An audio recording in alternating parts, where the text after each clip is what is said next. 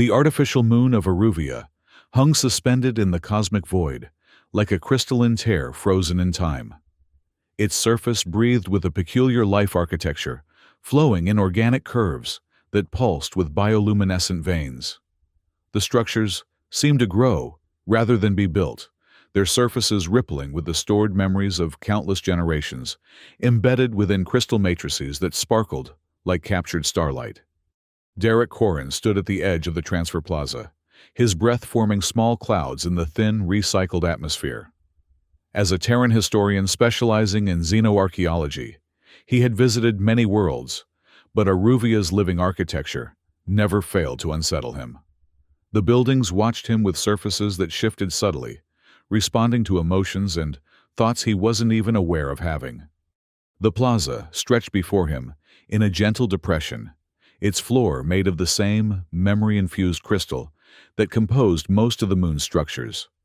Soft amber light emanated from within the translucent stone, creating shadows that danced without any apparent source of movement. Derek checked his chronometer again, though he knew he wasn't late. The Aruvian Council had been characteristically vague about the details of this assignment. "You will receive a ward," the communication crystal had pulsed when he'd accepted the posting. "One who requires special attention. Your compensation will reflect the unique nature of this responsibility." The sound of approaching hover technology drew his attention to the far end of the plaza. An Aruvian transport glided toward him, its underside barely disturbing the crystal floor. The vehicle was typical of their design, grown, rather than manufactured with curves that followed no Terran engineering principle, but somehow achieved perfect aerodynamic efficiency. The transport settled to the ground with barely a whisper, and Derek watched as two Aruvian officials emerged. Their tall, willowy forms moved with the characteristic grace of their species, their silvery skin reflecting the plaza's ambient light. But it was what they carried between them that captured Derek's full attention. A hover chair, its design clearly Aruvian, but modified with restraining fields that hummed almost inaudibly. And in that chair sat a young woman, if woman was the right term for someone whose species Derek couldn't immediately identify. She appeared humanoid, but with the elongated proportions common to many galactic races. Her skin held a subtle luminescence that suggested Aruvian heritage, but her features carried something else, something that spoke of genetic complexity beyond simple categorization. What struck Derek most forcefully wasn't her physical appearance, but her absolute stillness. She sat in the chair, not with the relaxed posture of someone being transported, but with the rigid immobility of someone who had learned that movement was either impossible or inadvisable.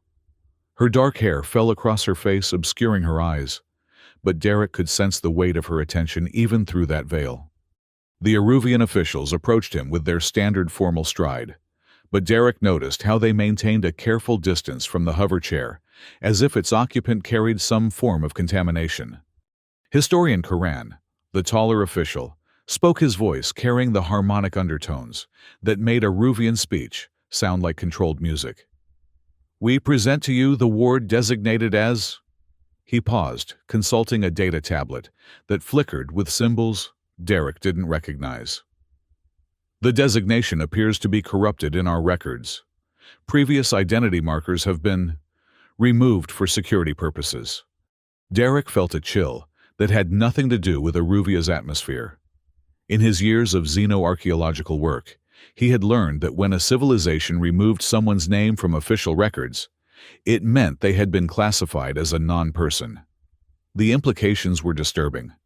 "What can you tell me about her condition?" Derek asked, stepping closer to the hover chair, despite the official's obvious discomfort.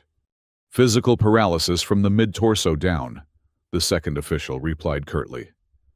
"Mental faculties appear intact, though she has shown no inclination to communicate since the incident that led to her current status. She requires minimal physical care. The chair handles most biological necessities. Your primary responsibility will be to provide housing and to ensure she remains contained." The word "contained" hit Derek like a physical blow. This wasn't a care assignment. It was a prison sentence with him as the warden. What was her crime? Derek asked, though he suspected he wouldn't get a straight answer. The officials exchanged a look that suggested they had expected this question. There was no crime in the traditional sense, the taller one said carefully. She was deemed incompatible with a Ruvian social structure.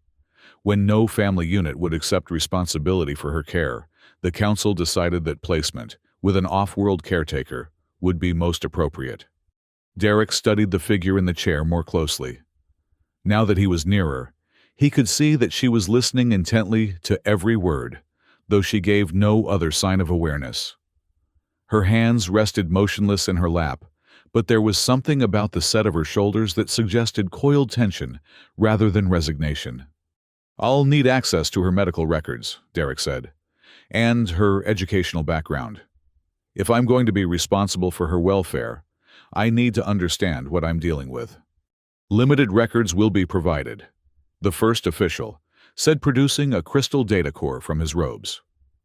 "For security reasons, access to certain historical files has been restricted. We trust this will not present difficulties." Derek accepted the crystal, feeling its warmth against his palm. "I'll manage. Is there anything else I should know?" "She has periods of agitation," the second official said reluctantly. "During these times, it may be advisable to increase the hover chair's restraint fields. The controls are biometrically locked to your signature. Use discretion." They began to withdraw without ceremony, their task apparently complete. Derek watched them load back into their transport, leaving him alone in the plaza with his mysterious charge. The hover chair's repulsion field hummed quietly, maintaining its position above the crystal floor. For a long moment, Derek simply stood there, uncertain how to proceed. The young woman had not moved or acknowledged his presence in any way, but he could feel the intensity of her attention like a physical weight. Finally, he cleared his throat softly. "I'm Derek," he said, keeping his voice gentle. "I know this probably isn't what you wanted, but I'm going to do my best to make sure you're comfortable and safe." Still no response, but Derek thought he detected the slightest shift in her posture. He decided to take that as acknowledgement enough. "My quarters are in the Memory Vaults district." He continued, beginning to walk slowly toward the plaza's exit. The hover chair's automated systems engaged, following him at a respectful distance. "It's quiet there, and the architecture is more traditional, less intrusive than some of the newer sections." As they moved through Aruvia's winding passages, Derek found himself stealing glances at his companion. The way she held herself suggested someone accustomed to bearing observation, but not necessarily accepting it. Her head moved slightly as they passed various landmarks, and Derek realized she was probably familiar with the city's layout. The Memory Vaults district was indeed quieter than the rest of Aruvia. Here, the buildings were older, their crystal matrices having settled into more stable patterns over the centuries. The walls still pulsed with stored memories, but gently, like a slow heartbeat, rather than the frenetic energy of the newer districts. Derek's residence was a modest structure that he had chosen specifically for its privacy. The building had grown itself around a natural crystal formation, creating rooms that curved and flowed in harmony with the embedded geological structure.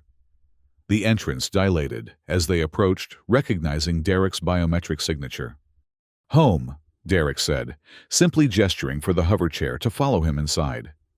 The main living area was spacious enough for the hover chair to maneuver easily, with windows that provided a view of the district's central memory spire, a massive crystal formation that stored the accumulated knowledge of thousands of years.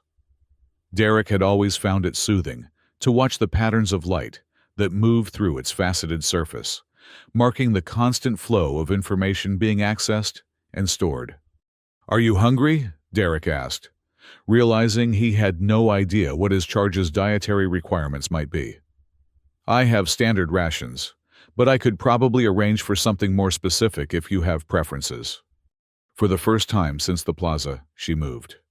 Her head turned slightly toward him, though her hair still obscured her features. Derek took it as progress. He spent the next hour making the space more accessible, adjusting furniture and clearing pathways. The hover chair watched him work with its silent passenger, following his movements around the room.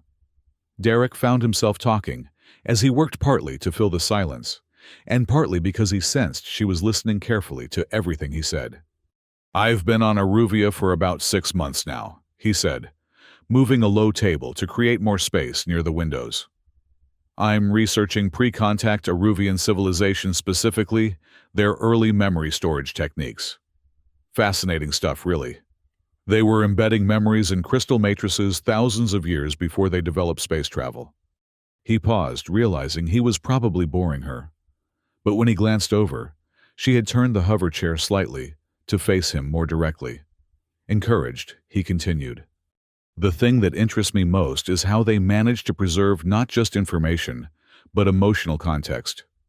Most species that develop memory storage technology focus on data preservation.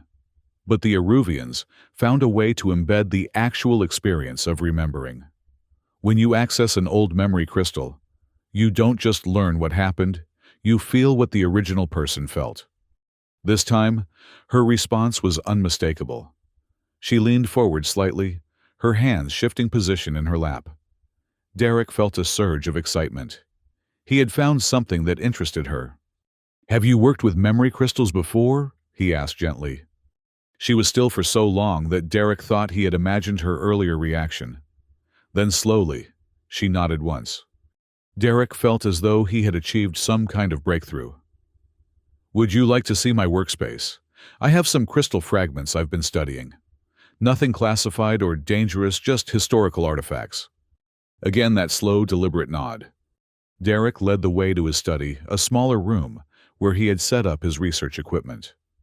The walls here were lined with specimens, crystal fragments of various sizes, and compositions, each one containing traces of ancient memories. The hover chair followed him into the room, maneuvering carefully around his equipment tables. "These are from the pre-contact period," Derek explained, indicating a collection of small, crystal shards arranged on a felt-lined tray. "About 3,000 years old. They contain fragments of what I think were educational recordings. Basic information about agriculture and astronomy." He picked up one of the larger pieces, holding it up to the light. The crystal caught the room's illumination and split it into dancing rainbows that played across the walls. "The memory storage isn't complete anymore. Too much degradation over time. But sometimes you can still catch echoes of the original recordings." Derek glanced at his companion and was startled to see that she had pushed her hair back from her face for the first time. Her features were indeed a blend of Aruvian and something else, her bone structure more delicate than the typical Aruvian, her eyes larger and more expressive. And those eyes were fixed on the crystal in his hand with an intensity that took his breath away. "Would you like to hold it?" Derek asked impulsively. She stared at him for a long moment, then slowly extended one hand. Derek placed the crystal fragment carefully in her palm, watching as her fingers closed around it with obvious familiarity. The moment the crystal made full contact with her skin, the room filled with a soft, melodious humming. The sound seemed to come from everywhere and nowhere, resonating through Derek's bones.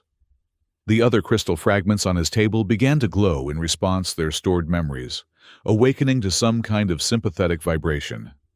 Derek's companion closed her eyes, her face taking on an expression of deep concentration. The humming intensified, and Derek could swear he was hearing voices distant and wordless, but unmistakably communicating something important. Images flickered at the edge of his vision. Vast crystal gardens under alien stars, figures moving in complex dances around memory spires, knowledge flowing like water between minds. Then, as suddenly as it had begun, the phenomenon stopped. The crystals dimmed, the humming faded, and Derek's companion opened her eyes. She looked at him with an expression he couldn't quite interpret: surprise, perhaps, or recognition. "You can hear them," Derek said wonderingly. "You can actually access the stored memories." She nodded more firmly this time, and Derek realized they had just crossed some kind of threshold in their relationship. She was no longer just a ward he was responsible for. She was someone with knowledge and abilities that could transform his understanding of Aruvian culture. "What's your name?" Derek asked softly. She opened her mouth as if to speak, then stopped. Her expression shifted from openness to something more guarded, and Derek realized that her silence might not be entirely voluntary. Someone or something had taught her that speaking was dangerous. "It's okay," Derek said quickly. "You don't have to tell me anything you don't want to. But if you're comfortable with it, I'd love to learn more about how you interface with the memory crystals." She considered this for a moment, then carefully placed the crystal fragment back on Derek's tray. She moved her hands in a series of gestures that Derek didn't recognize, but which seemed deliberate and precise. When he looked confused, she pointed to herself, then to the crystals, then made a spiraling motion with her finger. "You study them, work with them," Derek guessed. A nod, followed by more gestures. This time, she pointed to her head, then to the crystals, then made a connecting motion between the two. "You can link your mind to them directly," Derek interpreted. "Not just hear the stored memories, but communicate with them." Her eyes widened slightly, and Derek realized he had hit on something significant. She nodded enthusiastically, then hesitated, and glanced toward the room's entrance, as if checking to see if anyone might be listening. Derek felt a surge of anger at whoever had made her so fearful of sharing her knowledge. "No one else is here," he assured her.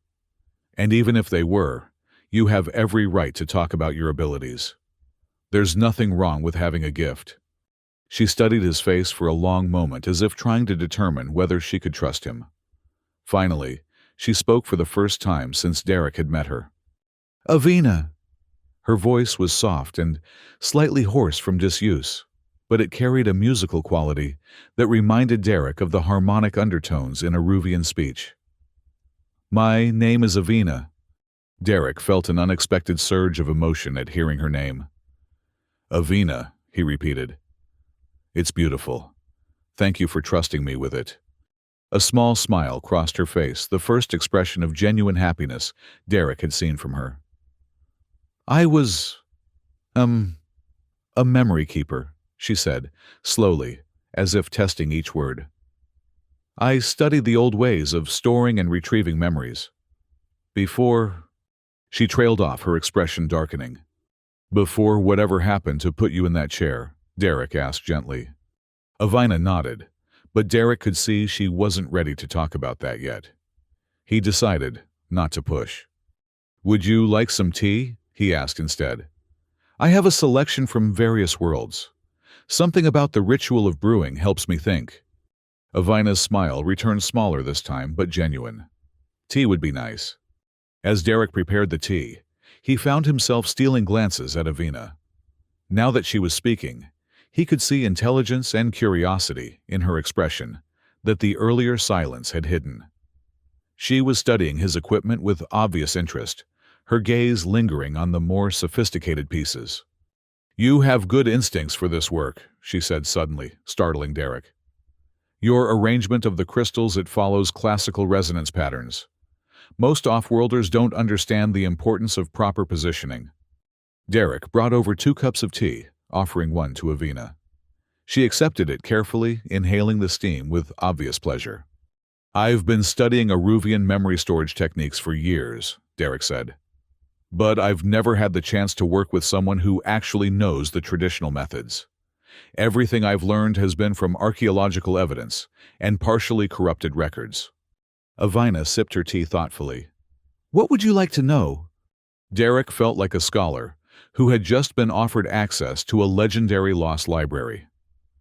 "Everything," he said, then caught himself. "But let's start with something simple. How do you actually interface with the crystals? Is it a learned skill, or something you're born with?" "Both," Avina said. "Anyone can learn to hear the surface memories, the ones that were stored intentionally for general access. But to reach the deeper layers, the personal memories and experiences, that requires a certain sensitivity and training." "And you have that sensitivity?" "I did," Avina said, her voice dropping slightly. "I was one of the youngest memory keepers ever certified by the council.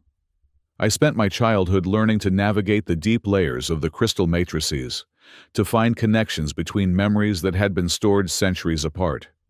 Derek heard the past tense and felt another surge of anger at whatever had been done to her. "You still have those abilities," he said firmly. "I saw what happened when you touched that crystal fragment." Avina looked down at her hands. "The council declared me dissonant.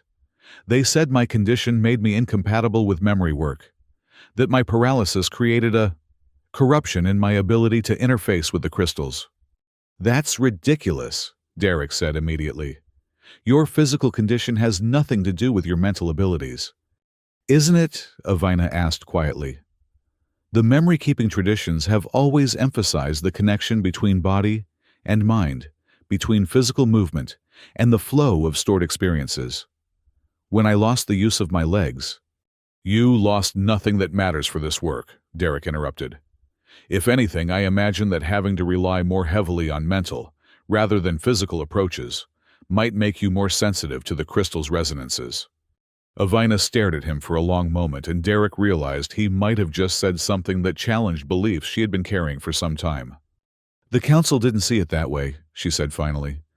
"The council was wrong," Derek said with conviction, "and I think I can prove it." Over the following days, Derek and Avina fell into a routine that surprised them both with its natural rhythm. Derek would spend his mornings doing routine research work, while Avina rested or explored his collection of crystal fragments. In the afternoons, they would work together with Avina, demonstrating techniques for accessing stored memories that Derek had only read about in theoretical papers. The first time Avina successfully guided Derek through a deep-layer memory interface, the experience left him speechless. Instead of the fragmented images and emotions he was used to extracting from degraded crystals, he found himself experiencing complete sensory memories from ancient Aruvian scholars. He could feel the texture of their tools, smell the unique atmosphere of their laboratories, understand their excitement as they made new discoveries. "How is this possible?" Derek asked, when they disconnected from the crystal matrix. "These fragments are thousands of years old. The degradation should make this level of detail impossible to access." Avina was quiet for a moment, her expression thoughtful. "You're thinking about memory storage like a Terran," she said finally. "As if memories are just information to be preserved and retrieved.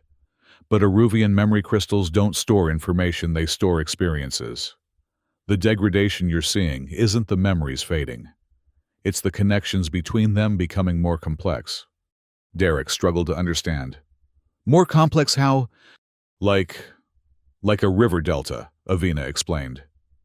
"When a river reaches the ocean, it doesn't disappear, it branches into hundreds of smaller channels, each one carrying part of the original flow. Ancient memories and crystal matrices do the same thing. They branch and interconnect with other stored experiences, creating new patterns of meaning. So the memories aren't degrading, they're evolving."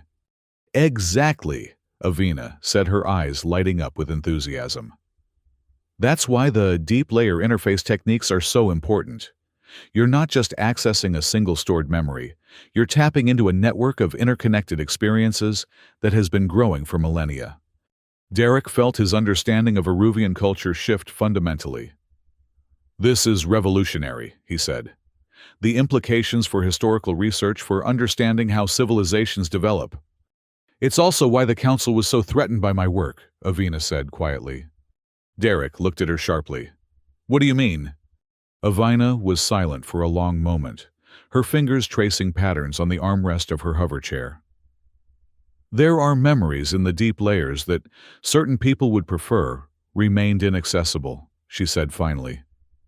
"Connections between experiences that reveal uncomfortable truths about our history."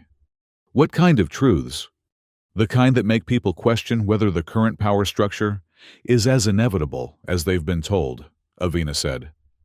"The kind that show how decisions made centuries ago still echo in today's social policies." Derek felt pieces of a larger puzzle beginning to fall into place. "And you found some of these uncomfortable truths?" "I found evidence that the current caste system isn't based on ancient tradition like the council claims," Avina said. It was implemented about 500 years ago as a response to resource scarcity. Before that, Aruvian society was much more fluid. And the council didn't want this information made public. The council didn't want this information to exist at all, Avina corrected. They tried to have the relevant crystal matrices purged. When I refused to participate in the purge, she trailed off, but Derek could fill in the rest. They found a way to remove you from the equation. Avina nodded, her expression grim. The paralysis wasn't an accident. I was researching in the deep archives when someone activated a neural suppression field in my vicinity. The field was calibrated to disrupt the connection between my brain and my spinal column without causing immediately fatal damage. Derek felt sick. They deliberately paralyzed you to stop your research. They thought if they destroyed my ability to interface with the crystal matrices, I would become just another disabled citizen requiring care, Avina said.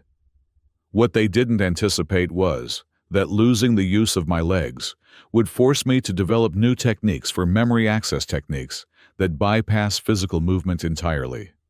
Which is why you can do things with the crystals that I've never seen before, Derek realized. Which is why the council declared me dissonant and had my name removed from official records, Avina said. They couldn't risk me teaching others what I had learned. Derek sat in stunned silence for a moment, processing the implications of what Avina had told him. Finally, he spoke. The crystal core, they gave me your limited medical records. I need to access it. Avina looked troubled. Derek, if they find out you're digging into classified information... Let me worry about that, Derek said firmly. If what you're telling me is true, then there's a larger story here that needs to be told. And if someone tried to murder you to keep that story quiet, then we need to be very careful about how we proceed. That evening, Derek accessed the crystal core containing Avina's records. As expected, most of the information had been heavily redacted or corrupted, but Derek's years of archaeological experience had taught him how to find meaning in fragmentary data. What he found made his blood run cold. Avina's official record listed her as a research assistant who had suffered an unfortunate accident while working in unsupervised areas of the memory vaults. But buried in the medical data was evidence of neural patterns consistent with deliberate suppression field exposure. Someone had tried to kill her, and when that failed, they had arranged for her to be classified as a non-person and shipped off-world. Derek was still parsing the data when Avina spoke from behind him. You found something. Derek turned to see her hover chair positioned near his workstation. How long have you been there? Long enough to see your expression change, Avina said. What did you find? Derek hesitated, not sure how much of the truth she was ready to hear. But Avina had been living with the consequences of whatever had happened to her for months. She deserved to know the details. Medical evidence that supports everything you told me, Derek said. And something else. The person who authorized your neural suppression field exposure, their authorization code is embedded in the medical records. Avina's face went pale. Who? Derek read the alphanumeric sequence from his display. Do you recognize this code? Avina was quiet for a long moment, her expression cycling through several emotions Derek couldn't identify. Finally, she spoke in a voice barely above a whisper. Yoshan, my research supervisor, my mentor. Derek felt his anger crystallize into something cold and focused. Someone you trusted. Someone I loved, Avina said quietly. Not romantically, he was like a father to me. He guided my early training, helped me develop my techniques. I thought... She stopped, unable to continue. Derek moved his chair closer to her, close enough to rest his hand gently on her arm. I'm sorry. He must have realized what I was discovering, Avina said. The implications for his position in the council, for everything he had worked to build. And he decided that preserving the system was more important than preserving me. They sat in silence for several minutes, Derek struggling to find words that could address such a fundamental betrayal. Finally, Avina spoke again. What do we do now? Derek looked at her in surprise. You said this story needs to be told, Avina reminded him. And you're right. But I can't do it alone. Not as a dissonant non-person living in exile. Derek felt the weight of responsibility settling on his shoulders. What Avina was proposing would be dangerous for both of them. But she was right, the truth needed to be told. We need more evidence, Derek said finally. Personal testimony isn't enough to challenge something this big. We need to access the crystal matrices you were studying before the attack.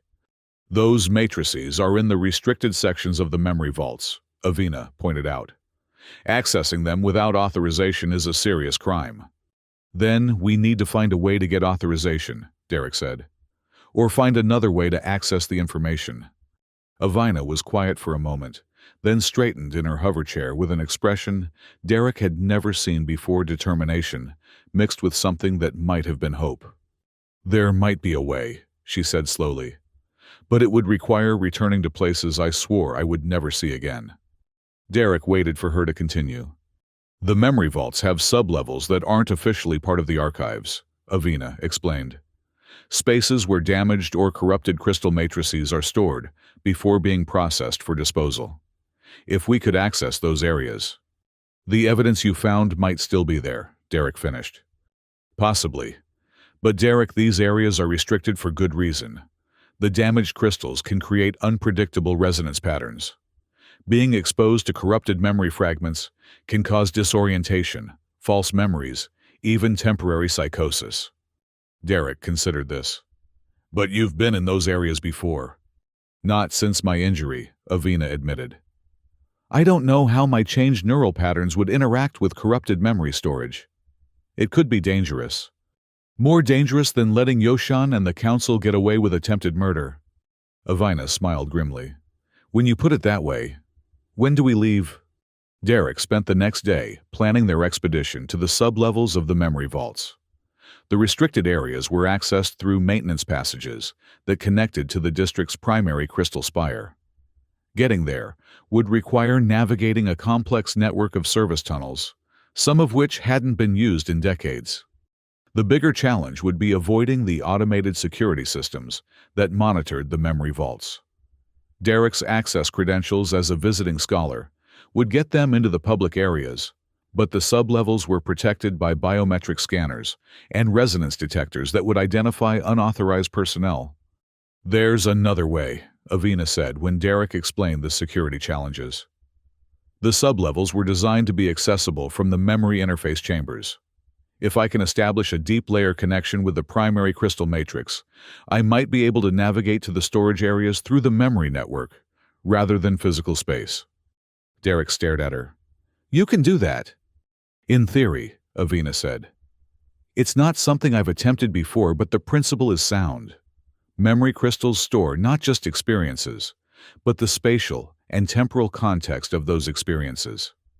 If I can access the memories of people who worked in the sublevels, I should be able to follow those memories back to their source locations. That sounds incredibly dangerous, Derek said. It is, Avina agreed. If I get lost in the memory network or, if the corrupted matrices overload my neural patterns, I might not be able to find my way back to normal consciousness. Derek felt a chill at the casual way she discussed the possibility of losing her mind.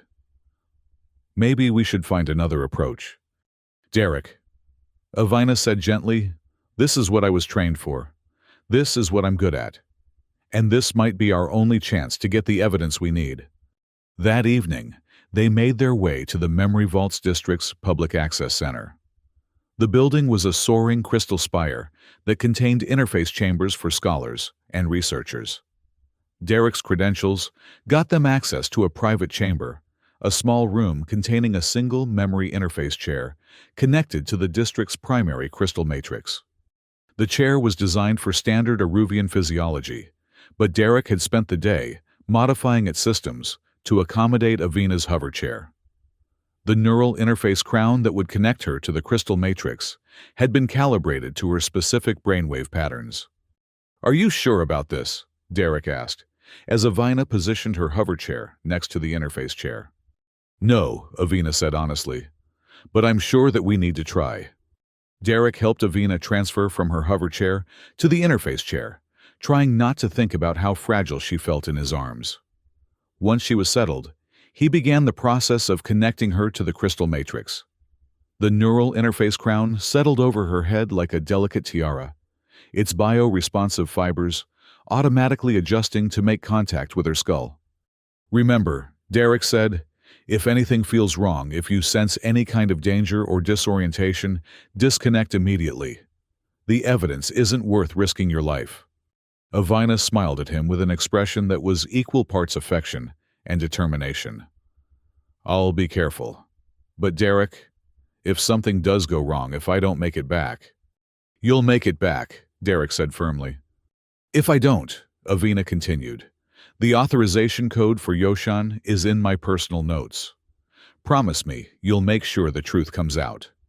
Derek wanted to argue to insist that nothing would go wrong, but he could see in Avina's eyes that she needed him to make this promise. "I promise." Avina nodded and closed her eyes. "Initiate the connection." Derek activated the interface chair, and immediately the room filled with the harmonic humming he had come to associate with Avina's memory work. But this time, the sound was different, deeper, more complex, with overtones that seemed to resonate in his bones. The chamber's walls began to glow as the crystal matrix responded to Avina's presence. Patterns of light flowed through the translucent surfaces like liquid fire, and Derek could see representations of stored memories moving through the crystal structure. But instead of the orderly flows he had observed during their earlier experiments, these patterns were chaotic, turbulent. Avina's breathing became deeper and more regular, as if she were entering a meditative state. The neural interface crown pulsed with soft light, in rhythm with her heartbeat, and Derek could see data streams flowing between her brain and the crystal matrix. Minutes passed, then an hour. Derek watched the monitoring displays tracking Avina's vital signs and neural activity. Everything appeared stable, but he could see that she was accessing memory layers far deeper than anything they had attempted before. Suddenly, Avina's body went rigid. The harmonic humming in the room became discordant, and the light patterns in the walls shifted from flowing streams to jagged lightning-like discharges. Derek's hand moved to the emergency disconnect switch, but before he could activate it, Avina spoke. But it wasn't her voice. "The corruption spreads through the lower matrices," she said in a tone that was flat and mechanical. "Purge protocols are insufficient.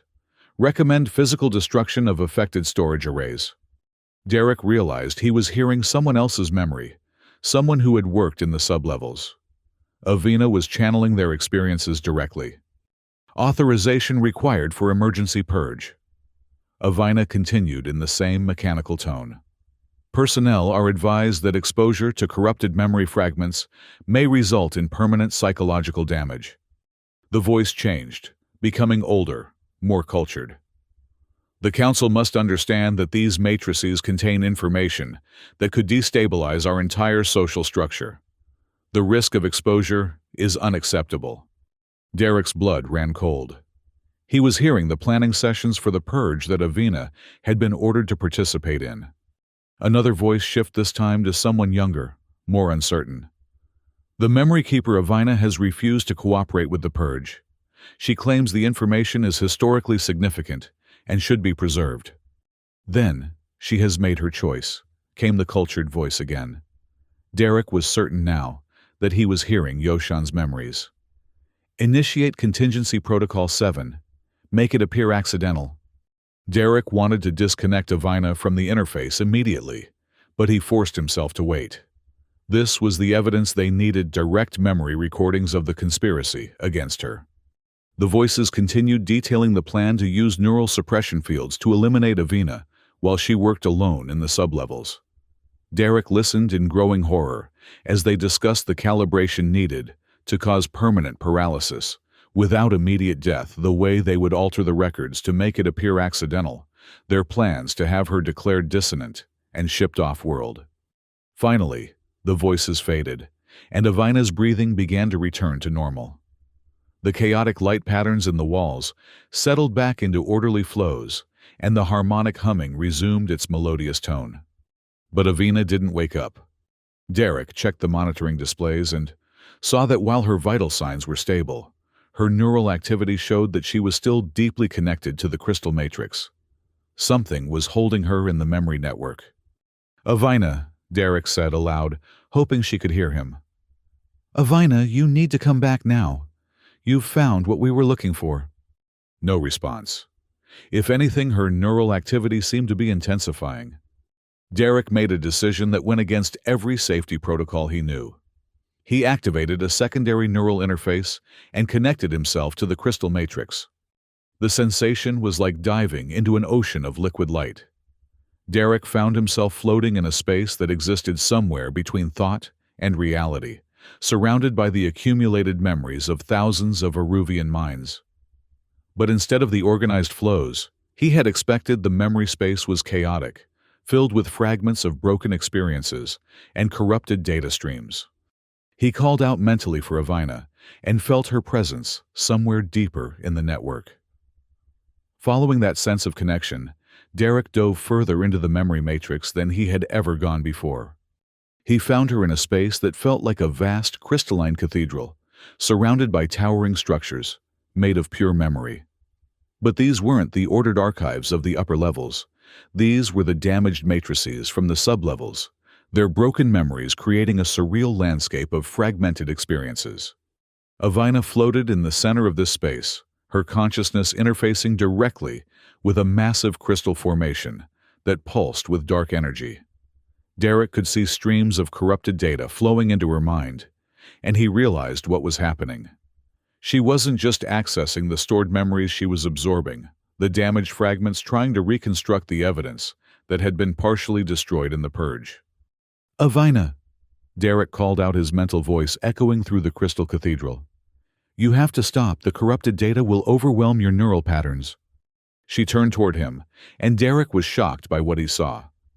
Her mental self was fracturing pieces of her consciousness, bleeding away into the damaged memory streams.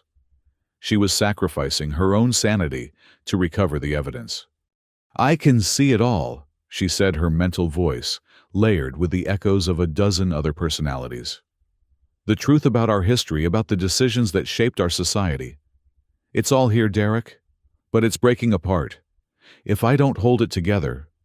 "It's not worth losing yourself," Derek insisted, moving closer to her through the crystalline space.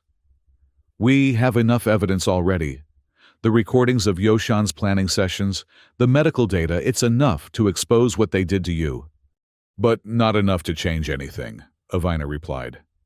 "They'll find ways to discredit the evidence to spin the narrative. They've had centuries of practice, but this..." She gestured to the swirling mass of damaged memories around her.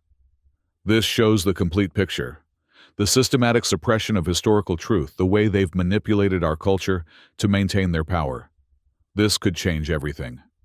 Derek could see that she was right, but he could also see that the effort of holding the fragmented memories together was destroying her. Her mental form was becoming increasingly translucent, pieces of her consciousness being absorbed into the crystal matrix. "There has to be another way," Derek said desperately. "There is," Avina said quietly, "but it requires you to trust me completely." Before Derek could ask what she meant, Avina reached out and grasped his mental hand. Immediately, Derek felt the full weight of the corrupted memory fragments flowing into his own consciousness. But instead of the chaotic overload he expected, he found that his mind could process the information when it was filtered through Avina's neural patterns. Together, they began to organize the damaged memories, sorting through centuries of suppressed historical data, and reconstructing the true story of Aruvian civilization. Derek saw how the current caste system had indeed been implemented as a temporary emergency measure during a resource crisis, but had been maintained long after the crisis ended, because it served the interests of those in power. He saw evidence of how dissenting voices had been systematically silenced, how inconvenient historical records had been lost or corrupted, how the entire structure of Aruvian society had been built on carefully maintained lies. But most importantly, he saw the machine. Hidden deep in the memory fragments was documentation of a device that had been developed by Avina herself before her attack, a biorestoration matrix that could potentially reverse certain types of neural damage. The device had been based on principles derived from ancient Aruvian healing techniques, but enhanced with modern crystal memory technology. "You designed a cure for your own paralysis," Derek realized. "I designed a cure for all forms of neural suppression damage," Avina corrected. "I knew that if the Council was willing to use neural suppression fields on me, they would use them on others. I wanted to create a way to help the victims." "And the Council destroyed your research along with the historical data." "They tried to," Avina said. "But the core principles are embedded in these damaged memory fragments. If we can reconstruct the technical specifications..." Derek felt a surge of hope, but it was tempered by immediate concern. "Avina, you're fading. The effort of maintaining this connection is consuming your consciousness." "I know," she said calmly. "But we're almost finished. Just a few more fragments to integrate, and then we'll have everything we need." Derek realized what she was planning to do, and the knowledge filled him with terror. "You're going to sacrifice yourself to complete the reconstruction." "I'm going to ensure that the truth survives," Avina corrected. "That's what memory keepers do, Derek. We preserve what's important regardless of the cost." "No," Derek said firmly. "I won't let you destroy yourself for this. There has to be another way." "Derek." "I said no." Derek used every ounce of his will to pull both of them back from the deeper memory layers, dragging Avina's fragmenting consciousness away from the corrupted data streams. "We're leaving. Now." Avina tried to resist, but Derek could feel that her mental strength was nearly exhausted. Together, they began the journey back through the crystal matrix toward normal consciousness. It was like swimming upstream through an ocean of liquid memory, fighting against currents that wanted to pull them back into the depths. Finally, Derek felt the familiar sensation of his consciousness settling back into his physical body. He opened his eyes to find himself still connected to the neural interface in the memory chamber. Beside him, Avina was breathing heavily, her eyes still closed, but her vital signs showing that she was returning to normal awareness. Derek quickly disconnected both of them from the crystal matrix and moved to check on Avina.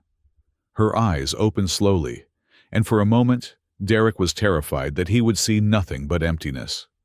But her gaze was clear and focused, and when she smiled at him, it was definitely still Avina. "Did we get what we needed?" she asked weakly. Derek checked his neural interface data logs and felt a surge of relief. The conversation they had intercepted from Yoshan's memories was intact, along with substantial documentation of the historical conspiracy. And most importantly, they had recovered enough information about Avina's biorestoration matrix to potentially reconstruct the device. "We got it," Derek said, "all of it." Over the next week, Derek and Avina worked to organize and analyze the evidence they had recovered. The memory recordings provided clear proof of the conspiracy against Avina, while the historical data revealed the systematic suppression of inconvenient truths that had shaped Aruvian society for centuries. But it was the technical specifications for the biorestoration matrix that captured most of their attention. The device Avina had designed was elegant in its simplicity. It used focused crystal resonance to stimulate neural regeneration, potentially reversing damage caused by suppression fields or other forms of neural trauma. The principle is based on the same techniques used in memory crystal creation, Avina explained, as they worked to reconstruct the device specifications. Memory crystals grow by establishing harmonic resonance between different neural patterns. The biorestoration matrix applies that same principle to damaged neural tissue. "Could it really reverse your paralysis?" Derek asked. "Possibly," Avina said. "The damage to my spinal column was caused by disrupting the neural pathways, rather than physical trauma. If the matrix can re-establish those pathways..." Derek heard the hope in her voice and felt his heart clench. The possibility of Avina regaining the use of her legs was wonderful, but he realized he had come to care for her exactly as she was. Her paralysis didn't diminish her in his eyes. It was simply part of who she was.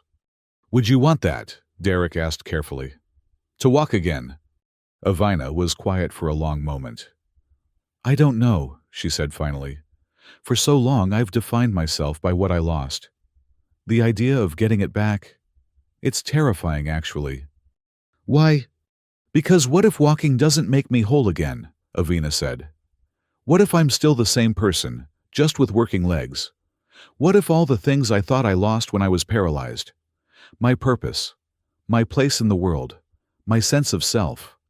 What if those were never really connected to my ability to walk at all?" Derek moved closer to her hover chair, kneeling down so they were at eye level. "You are whole," he said firmly. "You've always been whole. Your value, your intelligence, your courage, none of that has anything to do with whether your legs work." Avina studied his face with an intensity that made Derek feel exposed. "You really believe that?" "I know that," Derek corrected. "And I think deep down you know it too." Avina reached out and touched his cheek gently. "How did I get so lucky as to end up with you as my caretaker?" "I'm not your caretaker," Derek said. "I'm your partner. And if we're going to expose this conspiracy, we need to decide how to proceed." They spent the next several days debating their options. Simply releasing the evidence publicly would likely result in it being dismissed or suppressed by the council. They needed a forum that would guarantee the information would be heard and taken seriously. "There's a formal review process for cases involving historical revisionism," Avina suggested. "If we can get the council to convene a hearing, they would be legally required to examine our evidence." "And how do we get them to convene a hearing?" Derek asked. "By formally challenging my classification as dissonant," Avina said. "If I petition for restoration of my name and status, they have to hold a review hearing within 30 days. Derek felt a chill of concern. "That would mean appearing before the council in person. The same people who tried to kill you." "Yes," Avina agreed. "But it would also mean that our evidence becomes part of the official record. Even if they rule against us, the information will be preserved for future scholars to find." Derek realized she was right. But the thought of Avina walking into a room full of people who had already tried to murder her once made his protective instincts scream in alarm. "There has to be a safer way," he said. "Derek," Avina said gently, "if we've learned anything from this experience, it's that safety and truth don't always coexist. Sometimes you have to choose which one matters more." Derek knew she was right, but that didn't make the decision any easier. Finally, he nodded. "If we're going to do this, we do it properly. Full documentation, multiple backup copies of the evidence, and protection protocols in case they try something during the hearing." "And the biorestoration matrix?" Avina asked. Derek considered this. The device could potentially restore Avina's mobility, but building it would require resources they didn't have, and time they couldn't spare. More importantly, attempting to use an untested neural restoration device could be more dangerous than the paralysis it was meant to treat. After the hearing, Derek decided, first we expose the truth, then we deal with everything else. The formal petition for status review was submitted to the Aruvian Council on a gray morning when artificial rain fell across the Memory Vaults district. Derek had spent the previous night helping Avina prepare her testimony, but he could see the tension in her posture as they waited for the council's response. The reply came within hours, faster than either of them had expected. The hearing was scheduled for the following week to be held in the council's formal chambers in the heart of Aruvia's governmental district. 7 days, Derek said, reading the notification crystal. That's not much time to prepare. It's enough, Avina said with a determination that reminded Derek of her decision to dive into the corrupted memory matrices. I've been preparing for this my entire life, even if I didn't know it. Derek spent the next week making copies of their evidence and storing them in multiple locations throughout Aruvia. If something happened to them during the hearing, he wanted to ensure that other scholars would eventually find the truth. He also arranged for automated data transmissions to be sent to several off-world archives if he failed to check in within specific time intervals. Avina, meanwhile, seemed to grow more focused and determined as the hearing approached. She spent hours reviewing their evidence and practicing her testimony, but Derek could see that she was also preparing herself emotionally for the confrontation with her former mentor and the people who had tried to destroy her. The night before the hearing, Derek found Avina sitting by the windows of his residence, looking out at the memory spire's shifting patterns of light. "Are you ready?" he asked, settling into a chair beside her. "I don't think anyone can be ready for something like this," Avina said quietly. "But I'm prepared to do what needs to be done." Derek reached out and took her hand. "Whatever happens tomorrow, I want you to know that meeting you has changed my life. You've made me a better scholar, a better person. And He stopped, unsure how to finish the sentence. "I love you too," Avina said softly. Derek felt his heart stop for a moment. "I didn't say—" "You didn't have to," Avina said with a small smile. "Some things don't need to be said out loud to be true." Derek leaned over and kissed her gently, tasting the salt of tears he didn't realize were falling down his own cheeks. When they separated, Avina's eyes were bright with unshed tears of her own. "Promise me something," she said. "Anything. If something happens to me tomorrow, if they find a way to silence me permanently, promise me you'll continue the work. Promise me you'll make sure the truth comes out." "Nothing is going to happen to you," Derek said firmly. "I won't let it." "Derek, I won't let it," he repeated. "We're going to walk into that hearing together. We're going to present our evidence, and we're going to walk out together. And then we're going to figure out how to build your bio-restoration matrix and continue our research and maybe even find a way to change Aruvian society for the better." Avina smiled through her tears. "That's a lot of promises for one person to make." "Then I'd better keep them," Derek said. The council chambers were located in the oldest part of Aruvia, where the crystal structures had grown into massive cathedral-like spaces over centuries of accumulated memory storage. The building that housed the formal hearing rooms was itself a work of art. Its walls flowed like frozen waterfalls, their surfaces embedded with crystal matrices that contained the accumulated legal precedents of Aruvian civilization. Derek and Avina arrived early, wanting time to familiarize themselves with the chamber layout and equipment. The hearing room was smaller than Derek had expected, with curved walls that focused sound toward a central area where witnesses would testify. The council members' seats were arranged in a semicircle around this focal point, their elevated position giving them both acoustic and psychological advantage over anyone appearing before them. Intimidating by design, Avina observed maneuvering her hover chair into the witness area. "Are you nervous?" Derek asked. "Terrified," Avina admitted. "But also excited. I've been carrying this truth for so long. The idea of finally being able to share it, to let other people know what really happened. It's liberating." Council members began filing into the chamber, their formal robes rustling against the crystal floor. Derek recognized several faces from his research into Aruvian governmental structure, but it was the figure who entered last that made his blood run cold. Yoshan was older than Derek had expected, his silvery skin bearing the subtle patterns that marked advanced age among Aruvians. But his eyes were sharp and intelligent, and when his gaze fell on Avina, Derek saw no trace of guilt or remorse, only calculation. "The council recognizes the petition of—" The presiding officer paused, consulting his records. "The petition of the individual formerly known as Avina, requesting restoration of legal identity and social status." Derek noted the careful phrasing. By referring to her as the individual formerly known as Avina, they were emphasizing her current non-person status. "Present your case," the presiding officer continued. Avina activated her hover chair's mobility systems and moved to the center of the witness area. Despite Derek's nervousness, he had to admire her composure. She showed no sign of the fear she had admitted to feeling. "Honorable council members," Avina began, her voice carrying clearly through the chamber's acoustics. I appear before you, not just to request restoration of my identity, but to present evidence of a conspiracy that threatens the foundation of our historical knowledge and social structure." Murmurs arose from the council members' seats.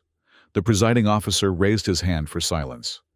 "These are serious accusations," he said. "What evidence do you present?" Avina activated a portable crystal matrix that Derek had helped her prepare. The device projected holographic recordings of the memory fragments they had recovered from the damaged archives. "I present direct memory recordings of Council Member Yoshan and his associates planning my attempted murder," Avina said, "along with evidence of systematic suppression of historical data that contradicts current governmental narratives." The chamber erupted in shocked exclamations. Derek watched Yoshan carefully and saw the older Aruvian's face go pale, but his expression remained controlled. "These recordings are clearly fabricated," Yoshan said, rising from his seat. "Memory crystals can be manipulated to create false impressions. This is a desperate attempt by a dissonant individual to avoid the consequences of her actions." "What actions?" Avina asked calmly. "What exactly did I do that justified attempted murder?" "You refused to cooperate with legally mandated archive maintenance," Yoshan replied. "Your obstruction of official council business necessitated the use of neural suppression protocols to ensure archive security. Neural suppression protocols that were deliberately calibrated to cause permanent paralysis," Avina said. "Protocols that were never authorized for use on council personnel." Derek watched the other council members' faces as this exchange continued. Several were clearly disturbed by the accusations, while others seemed to be following a predetermined script. "Furthermore," Avina continued, "I present evidence that the historical data I was ordered to purge contained proof that our current social structure is based on deliberately maintained falsehoods." She activated another section of her crystal matrix, projecting documentation of the real origins of Aruvian caste system. Derek watched as the council members absorbed this information, seeing in their faces the moment when they realized the implications. "Even if these documents are genuine," the presiding officer said finally, "they represent ancient history. The current social structure has served our people well for centuries." "Has it?" Avina asked. "Or has it served a small group of people while oppressing countless others? How many promising scholars have been excluded from advanced education because of caste restrictions? How many innovations have been lost because the people who conceived them weren't born into the right families?" Derek could see that Avina's words were having an effect on some council members, but others were clearly hostile to any challenge to the established order. "This hearing is about your personal status, not about political philosophy," Yoshan said sharply. "You were classified as dissonant because your neurological condition makes you incompatible with memory-keeping responsibilities. Your current presentation only confirms this assessment." "Then explain this," Avina said, activating one final recording. The chamber filled with the harmonic humming Derek had come to associate with deep memory interface work. But this wasn't a recording. Avina was interfacing directly with the council chamber's crystal matrices, accessing the stored memories embedded in the building structure. Images began forming in the air above the witness area, memories from the chamber itself, showing council sessions from centuries past. Derek watched in amazement as Avina demonstrated that the chamber's crystal structure had been continuously recording every official proceeding, including ones that had supposedly been classified or destroyed. "The crystals remember everything," Avina said, her voice taking on the harmonic overtones that indicated deep memory interface. "Every decision, every discussion, every lie told in this chamber. And they're all accessible to someone who knows the proper techniques." The images shifted, showing a council session from 500 years ago, where the current caste system had been implemented. Derek could hear the actual voices of the council members from that era, clearly stating that the restrictions were temporary measures to address a resource crisis. "Show them more," Derek said quietly, and Avina nodded. The memory images continued showing session after session, where the council had voted to maintain the caste restrictions, despite the original crisis having passed. Derek watched the faces of the current council members as they saw their predecessors openly discussing how the restrictions served their political interests. "Enough!" Yoshan shouted, rising from his seat. "This unauthorized access to classified memory storage is a crime in itself." "Is truth a crime?" Avina asked, her voice still harmonically layered from her connection to the crystal matrices. "Is preserving accurate historical records a crime? Or is the real crime the systematic suppression of knowledge that you've been perpetuating for centuries?" The presiding officer was consulting frantically with his advisors, clearly unsure how to handle this unprecedented situation. Finally, he called for a recess to allow the council to deliberate. As the council members filed out of the chamber, Derek moved to where Avina sat in the witness area.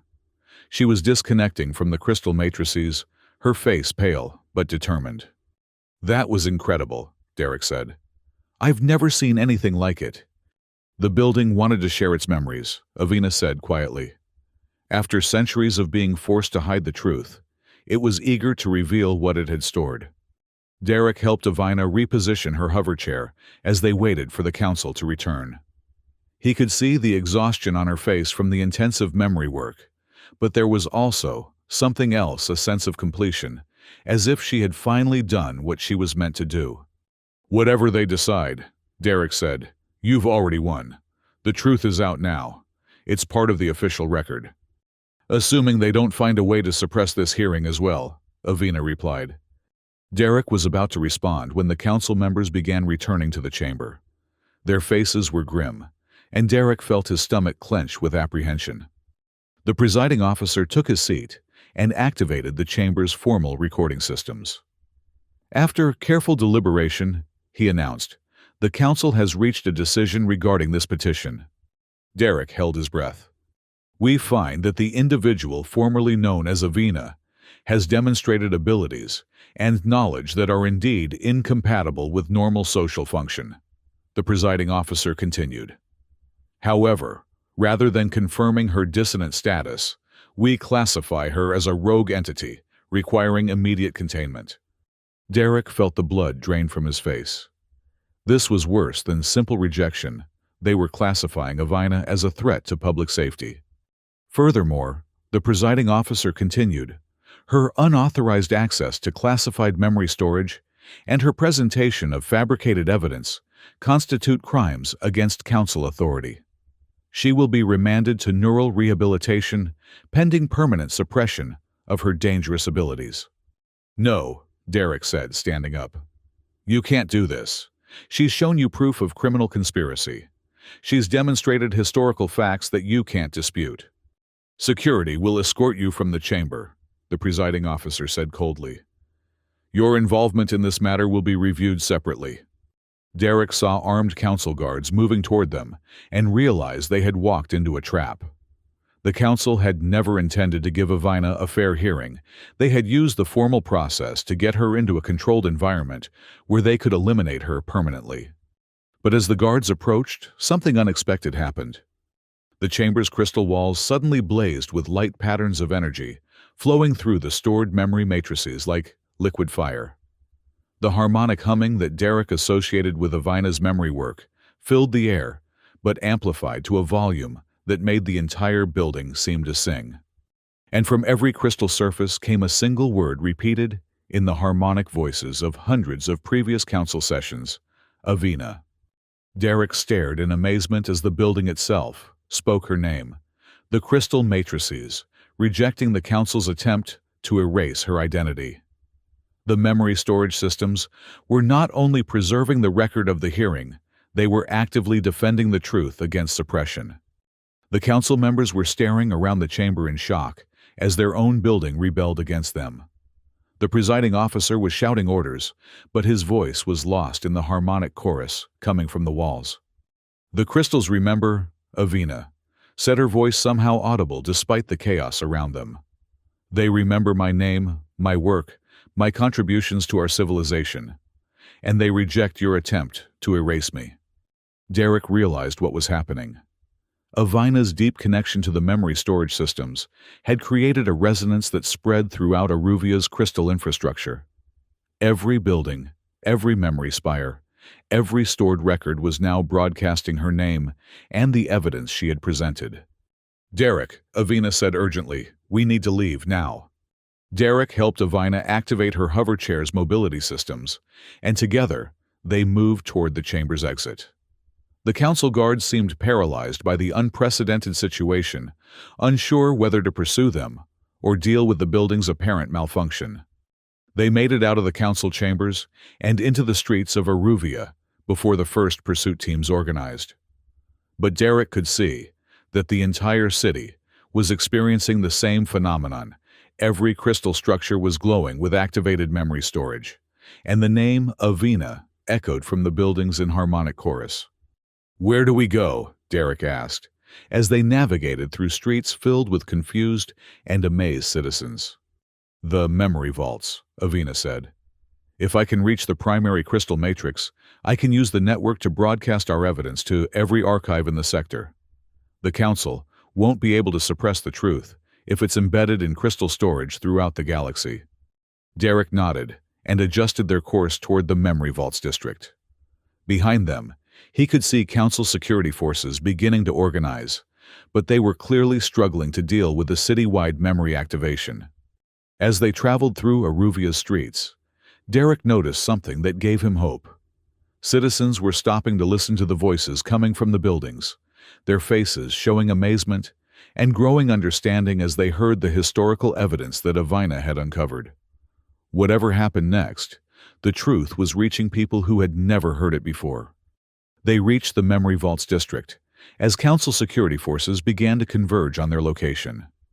The primary crystal spire rose before them, like a beacon, its faceted surface blazing with more light than Derek had ever seen. "Can you interface with the Matrix from here?" Derek asked.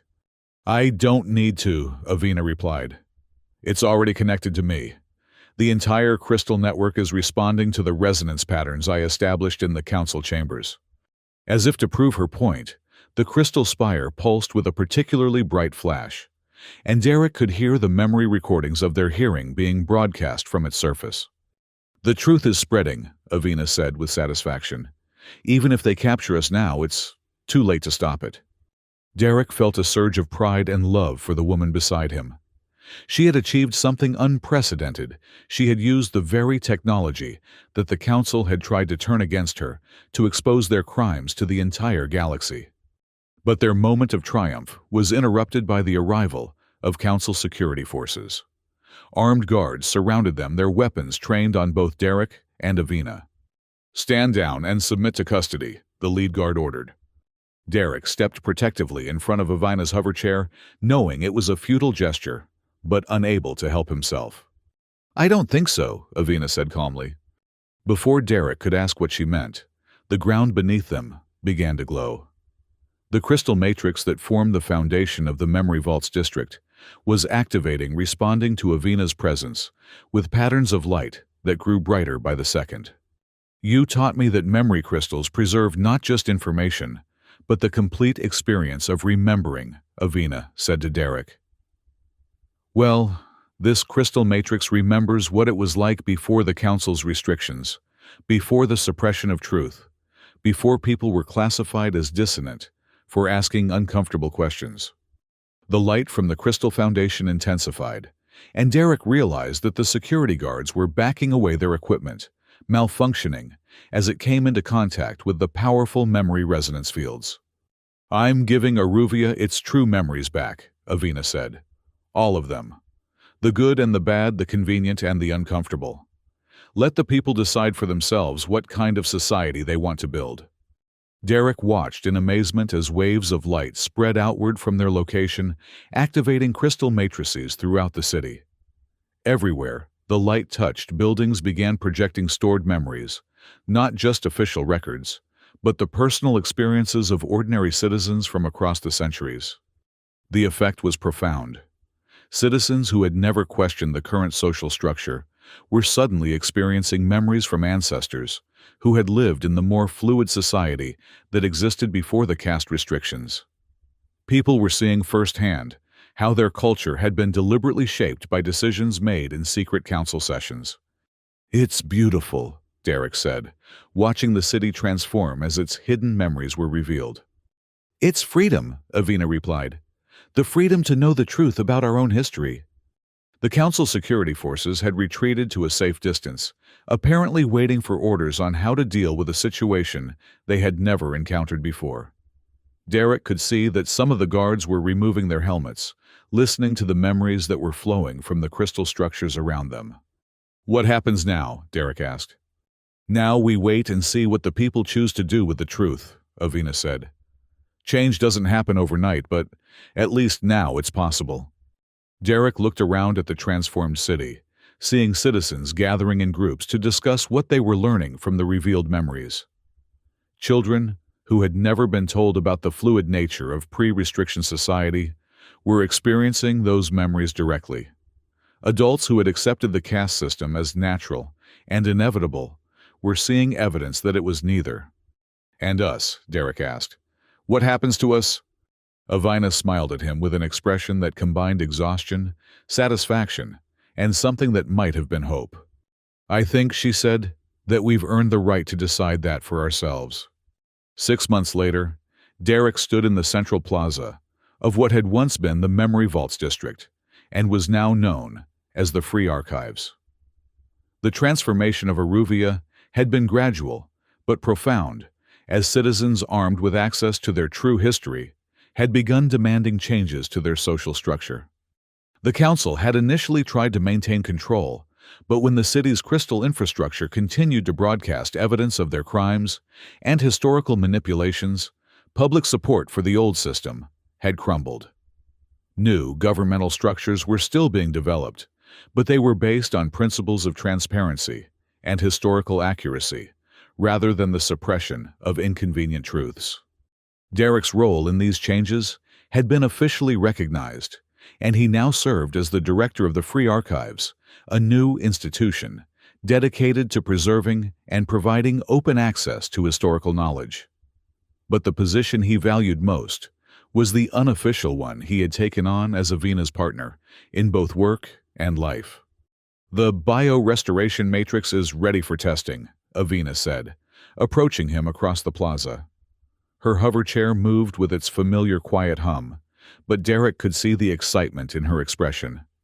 They had spent months reconstructing the device from the damaged memory fragments, working with some of Aruvia's most skilled crystal engineers. The result was an elegant crystalline structure about the size of a small room, designed to generate precisely calibrated resonance fields that could stimulate neural regeneration. "Are you ready?" Derek asked. "I think so," Avina said, though Derek could hear uncertainty in her voice. "I'm still not sure what I'll do if it works." "You'll walk," Derek said simply. "And then you'll keep being exactly who you are, just with more mobility options." They made their way to the medical facility, where the biorestoration matrix had been installed.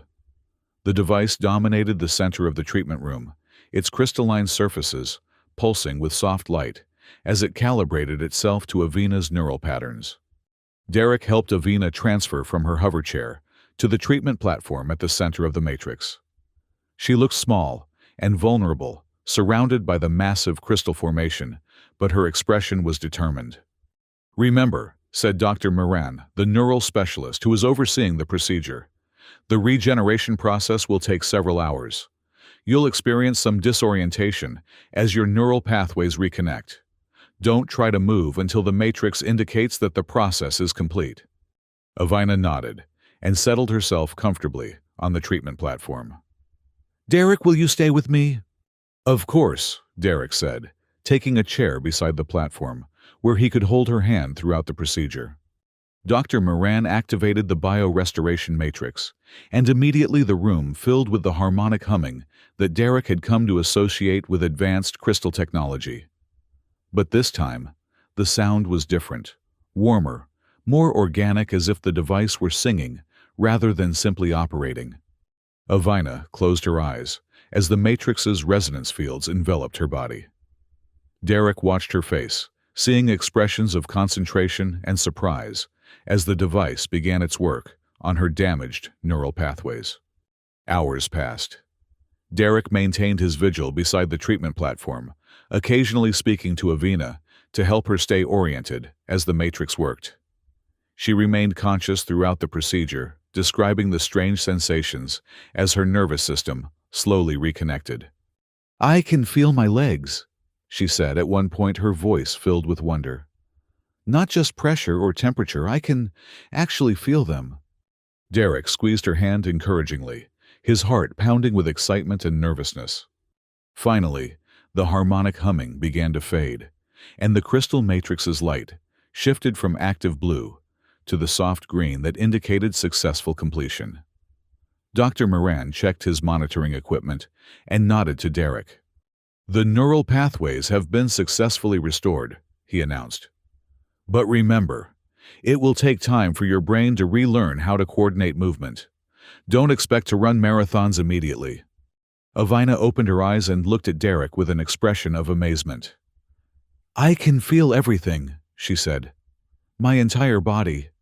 It's like I'd been living in a house and suddenly discovered there were rooms I'd forgotten existed." "Try moving your toes," Dr. Moran suggested. Derek watched Avina's face as she concentrated. After a moment, he saw the blanket over her feet shift slightly. "They moved," Avina said, her voice filled with disbelief. "They actually moved." Derek felt tears streaming down his face as he watched Avina slowly experiment with her restored mobility. It took several minutes for her to work up to moving her legs, and even longer before she felt confident enough to attempt sitting up. "Take it slowly," Dr. Moran advised. "Your muscles will need time to remember how to support your weight." With Derek's help, Avina managed to swing her legs over the side of the treatment platform. For the first time since he had met her, Derek could see her feet touching the ground. "How does it feel?" Derek asked. "Strange," Avina admitted. "Like I'm wearing someone else's body. But also," she paused, searching for words, "complete. For the first time in months, I feel complete." Derek helped support her as she attempted to stand. Her legs shook with the effort of bearing her weight, but they held. Avina stood there for a moment, her hands gripping Derek's arms for balance, an expression of pure joy spreading across her face. "I'm standing," she whispered. "I'm actually standing." Dr. Moran monitored her progress carefully as Avina took her first tentative steps. Her movement was unsteady, but Derek could see the determination in her face as she relearned the mechanics of walking.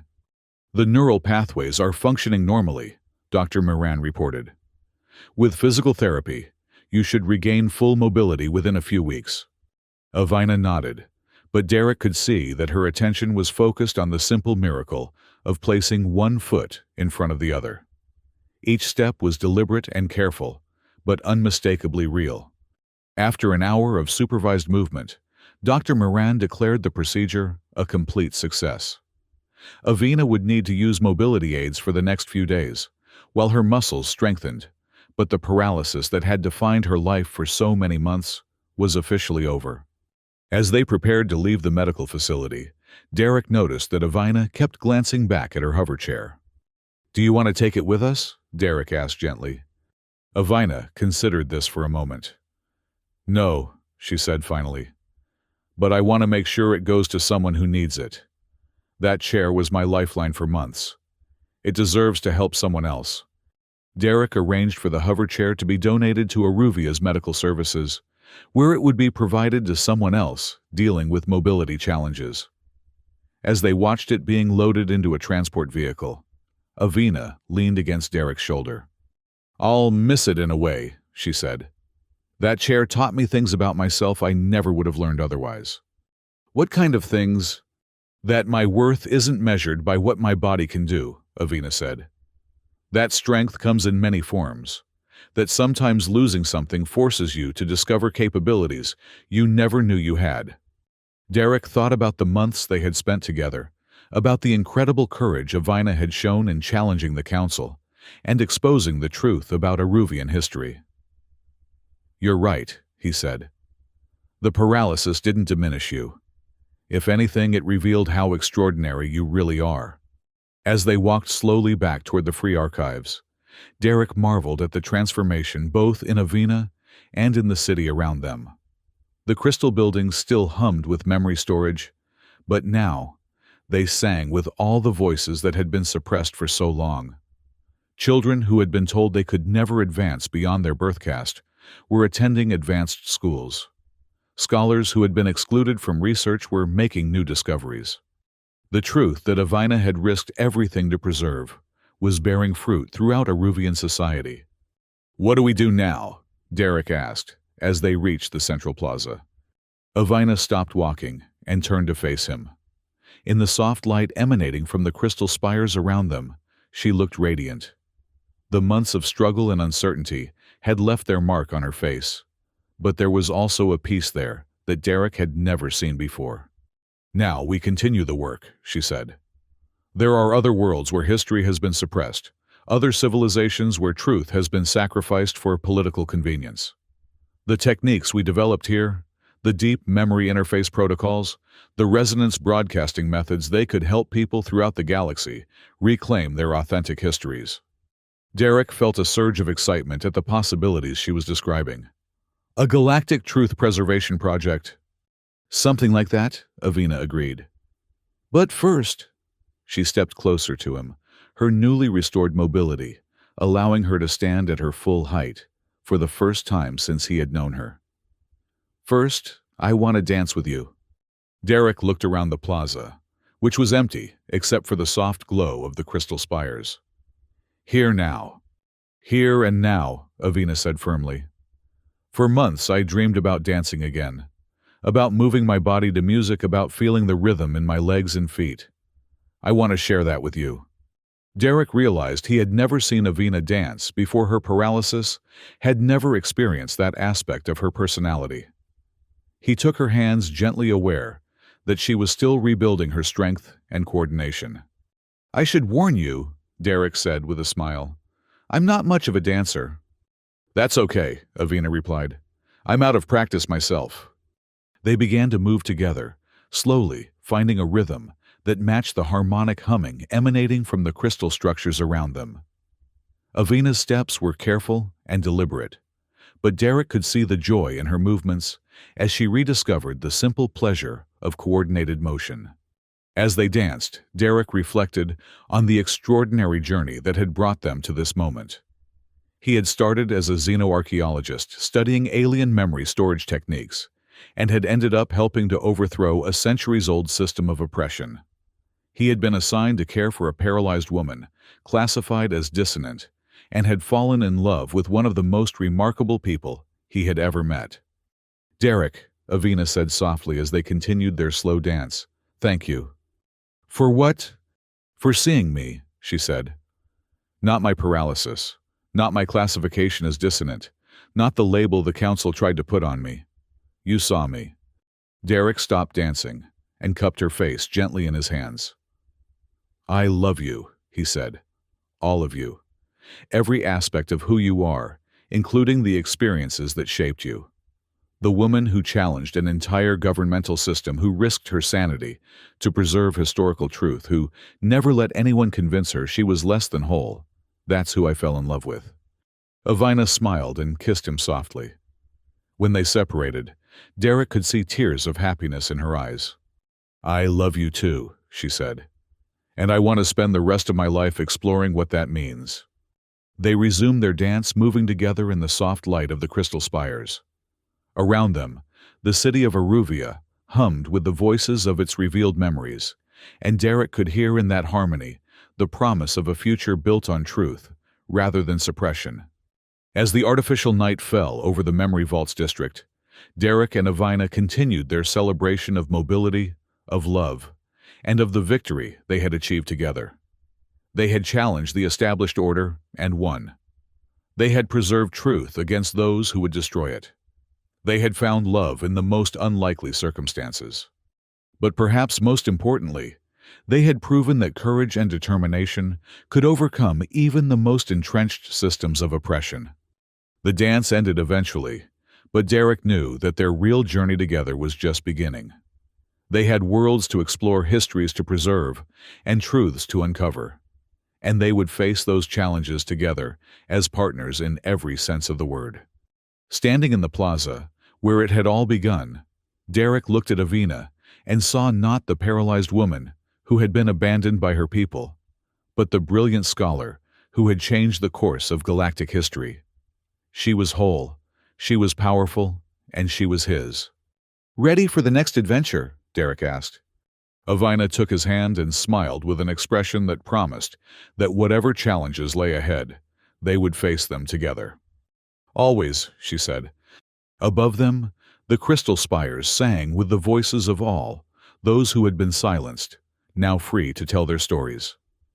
The truth had been preserved, justice had been served, and love had triumphed over fear. In the artificial rain that began to fall, gentle drops that carried with them the promise of renewal, Derek and Avina walked hand in hand toward their shared future, leaving behind the shadows of the past and stepping into the light of possibility. The memory crystals would remember this moment, Derek knew. They would preserve not just the facts of what had happened, but the emotional truth of it, the courage it had taken, the love that had sustained them, and the hope that would guide them forward. And someday, when other people faced similar challenges, when other truths needed to be preserved and other systems needed to be challenged, those memories would be there to inspire them. The work would continue, the truth would endure, and love would light the way.